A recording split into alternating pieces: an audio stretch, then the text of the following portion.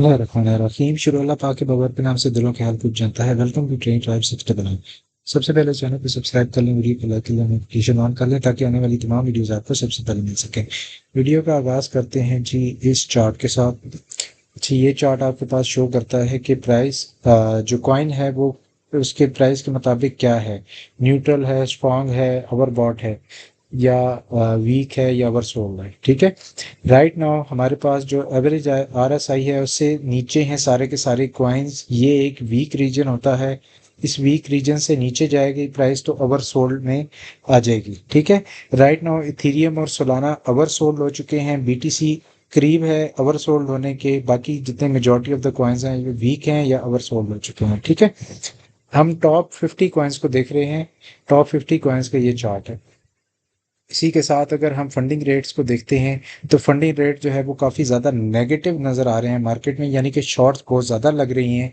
और अगर इसी के साथ आप लिक्विडिटी हीट मैप को देखते हैं तो 12 घंटे के टाइम फ्रेम पे बोथ एंड्स के ऊपर आपके पास लिक्विडिटी है, नीचे भी लिक्विडिटी है, ऊपर भी लिक्विडिटी है। लेकिन अगर आप बड़े टाइम फ्रेम पे देखेंगे, यानी कि 2 दिन के हिसाब से, 48 घंटे के हिसाब से, तो उस हिसाब से अगर आप देखें तो जो ये लिक्विडिटी 39-37 पे बनी थी, प्राइस ने इसको ग्रैब किया और उसके बाद नीचे आ गई प्राइस। ठीक है, होता है इस तरह कि यहाँ पे जब लिक्विडिटी ग्रैब करने आई है प्राइस, तो इसका मतलब है कि जिन लोगों ने लॉन्ग्स लगाई थी ऑटोमेटिकली यहाँ पे उनकी लॉन्ग क्लोज होंगी और उसके साथ जो है वो स्क्वीज होगा, यानी कि यहाँ पे वो पोजीशन सेल होगी, यानी कि इतनी सेलिंग हुई उसकी वजह से प्राइस नीचे आ गई।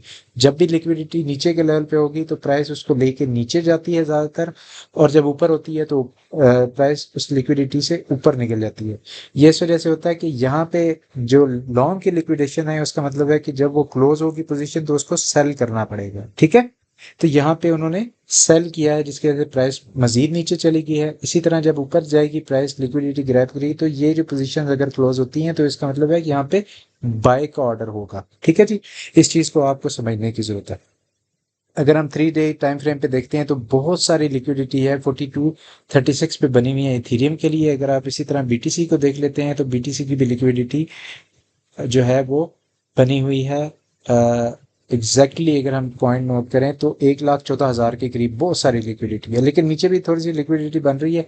तो माइट भी पॉसिबल कि प्राइसेस इस लिक्विडिटी को ग्रैब करें, एक लोअर मूव बनाए और उसके बाद प्राइसेस जो हैं वो ऊपर चली हैं। बिकॉज जो मेन रीजन, दो मेन वजूहत हैं प्राइस के ऊपर जाने की। एक तो वजह यह है कि यहाँ पे ओवरसोल्ड रीजन में प्राइसेस आ चुकी हैं। जब भी ओवरसोल्ड रीजन में प्राइसेस आती हैं तो वहां पे या तो प्राइस साइडवेज मूव करती है, ठीक है, जैसा कि यहाँ पे ओवरसोल्ड होने के बाद साइडवेज मूव कर रही है, या तो प्राइस एक लो बना के एक फौरन से एक मूव लेती है और प्राइसेस ऊपर के रीजन में चली जाती है जहां पे लिक्विडिटी होती है। ठीक है, तो बहुत सिनेरियोस प्ले हो सकते हैं, लेकिन उसके साथ हमें बिल्कुल इग्नोर नहीं करना चाहिए कि इनफ्लोज क्या आ रहे हैं। मेजॉरिटी जो है मार्केट जो है वो इनफ्लोज ड्रिवन मार्केट है राइट नाउ।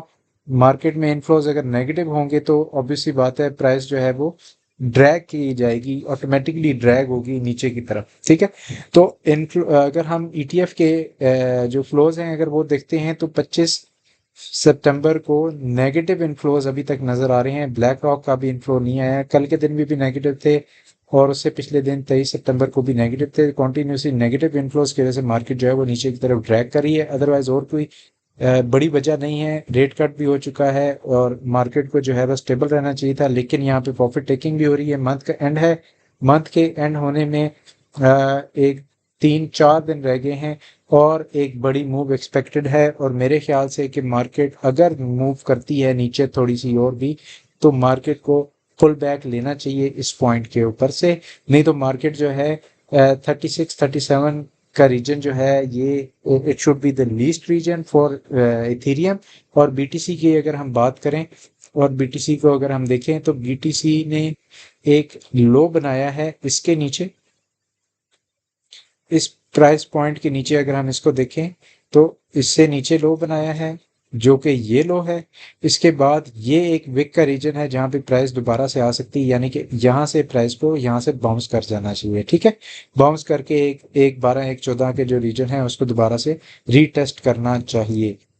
असूलन तो ऐसे ही होना चाहिए, लेकिन मार्केट, क्रिप्टो मार्केट जो है बहुत ही वॉलेटाइल मार्केट है। मार्केट में कुछ भी ऐसी सिनेरियोज प्ले हो सकते हैं जिसकी वजह से मार्केट जो है मजीद नीचे गिर सकती है और बेरिश एक्शन हो सकता है। लेकिन अगर तो आज के दिन में 107 का जो प्रीवियस लो था, 107 255 का जो प्रीवियस लो है, ये बाइनेंस पे मैं देख रहा हूँ। आपकी एक्सचेंज पे हो सकता है डिफरेंट लो हो, लेकिन ये जो लो है प्रीवियस लो, इसको ब्रेक नहीं करती प्राइस और इस वीक में आती है और यहाँ से मूव करने के बहुत अच्छे चांसेस हैं। यहाँ पे आपकी लॉन्ग की पोजीशंस बनती हैं। इंडिकेटर्स की बात कर लें तो हमारे पास इंडिकेटर्स भी यही चीज़ शो कर रहे हैं कि बहुत सारी वॉलेटिलिटी है और यहाँ पे प्राइसेस ओवरसोल्ड रीजन में जा चुकी हैं। सोलाना की भी इसके साथ बात कर लेते हैं। सोलाना ने बहुत ही जो है अच्छी मूव ली है नीचे की तरफ और 200 का जब उसने एक ब्रैकेट थी उसको ब्रेक करने के बाद फौरन प्राइस नीचे आई, 191 के लेवल पे आई है। सोलाना के लिए अगर हम लेवल की बात करें तो सोलाना ऑलरेडी इस चीज़ को, इस लाइन को रीटेस्ट उसने किया है, टेस्ट किया है लेकिन फेल कर दिया है। तो अब हमारे पास जो सपोर्ट है 185 पे स्ट्रॉन्ग सपोर्ट मौजूद है। इससे नीचे प्राइस को नहीं जाना चाहिए। अगर प्राइसेस की बात करें, सोलाना के पुल बैक की बात करें, ये this is a good point for pull back. Most of the time Solana जो है वो अपने जब लो बना लेता है तो उसके बाद मार्केट अगर मूव कर भी रही हो तो सोलाना साइडवेज मूव करना शुरू कर देता है और वो अपने लो को लो नहीं बनाता। ठीक है, तो अगर फिर भी अगर लो बनाता है तो हमारे पास जो सपोर्ट का रीजन है 185 से लेके 190 तक हमारे पास एक अच्छा सपोर्ट का रीजन मौजूद है। उससे नीचे हम बात करें तो 185 से नीचे 175 का एक स्ट्रॉन्ग सपोर्ट का रीजन है। ठीक है, it depends on the market के, भी मार्केट बीटीसी कैसे मूव करती है। ऑब्वियसली बीटीसी डोमिनेंस थोड़ी सी बड़ी है जिसकी वजह से ऑल्ट कॉइन्स जो हैं वो ब्लीड कर रहे हैं ज़्यादा। मैंने आपको अपनी प्रीवियस वीडियोस में भी ये चीज़ बताई थी कि जो बीटीसी डोमिनेंस जब बढ़ती है तो फिर ऑल्ट मार्केट जो है वो ब्लीड करती है। सुई की बात कर लेते हैं। सुई हमारे पास इस सपोर्ट लेवल को उसने ब्रेक किया है। नीचे के सपोर्ट लेवल की बात करें 2.9058 के ऊपर एक स्ट्रॉन्ग सपोर्ट मौजूद है। फिबोनाची लेवल भी है 0.5 का। यहाँ से प्राइस को डेफिनेटली बाउंस करना चाहिए। तो मेरे ख्याल से अगर प्राइसेस इस रीजन में आती हैं तो आपके पास एक अच्छी बाइंग अपॉर्चुनिटी होगी। एक्सआरपी की बात कर लेते हैं। एक्सआरपी को अगर आप देखें तो एक्सआरपी स्ट्रॉन्ग एक्ट कर रहा है as compare to other alt coins और अपनी इस जो सपोर्ट है 2.734 की, इसको उसने ब्रेक नहीं किया। कल के दिन में भी उसने ब्रेक नहीं किया। आज के दिन में हमें देखना पड़ेगा कि इस लो को ब्रेक करता है या नीचे के सपोर्ट लेवल पे आता है। अगर आता है तो इन दैट सिनेरियो हमारे पास ये जो रीजन है, ये हमारे पास ये एक स्ट्रॉन्ग सपोर्ट का reason, as a strong support का रीजन एक्ट करेगा एक्सआरपी के लिए। और इससे फर्दर नीचे बात करें 2.59 का जो लेवल है वो एक मेजर लेवल है। अगर बाउंस मिलता है तो वहां से बहुत अच्छा बाउंस मिलेगा। नॉर्मली अभी मार्केट जो है मूव करने की कोशिश कर रही है, ऊपर के लेवल पे वापस जाने की कोशिश कर रही है। एथीरियम की अगेन बात कर लेते हैं क्योंकि एथीरियम के ऊपर हमारे पास सिग्नल भी आया हुआ है और यहाँ पे एक गोल्डन क्रॉस भी बन चुका है। तो जब इस तरह का गोल्डन क्रॉस बन रहा हो तो प्राइसेस या तो अपने लेवल को बरकरार कर लेती हैं या तो साइडवेज मूव करना शुरू कर देती हैं। राइट नाउ इथेरियम जो है इसने 4 घंटे के टाइम फ्रेम के ऊपर एक कैंडल अच्छी बना रहा है और हायर हाई बनाए। हम इस कैंडल को वेट करेंगे, इस कैंडल को देखेंगे। राइट नाउ चांसेस ज़्यादातर यही हैं कि प्राइस ऊपर जाए, ऊपर के लेवल पे जो लिक्विडिटी है उसको ग्रैब करे। अगर हम लिक्विडिटी को देख लेते हैं इस टाइम फ्रेम के ऊपर, मॉडल 1 के ऊपर हम लिक्विडिटी को देखते हैं इमीडिएटली, तो 12 घंटे के टाइम फ्रेम के ऊपर आपके पास कोई इतनी खास लिक्विडिटी मौजूद नहीं है। 24 घंटे के ऊपर भी हम देख लेते हैं और 24 घंटे पे आपके पास ये पॉइंट जो है 4027 का जो पॉइंट है, ये एक इम्पॉर्टेंट पॉइंट है जहाँ पे लिक्विडिटी मौजूद है। तो प्राइसेस माइट भी कोशिश यही कर रही हैं कि इस लेवल को ग्रैब किया जा सके।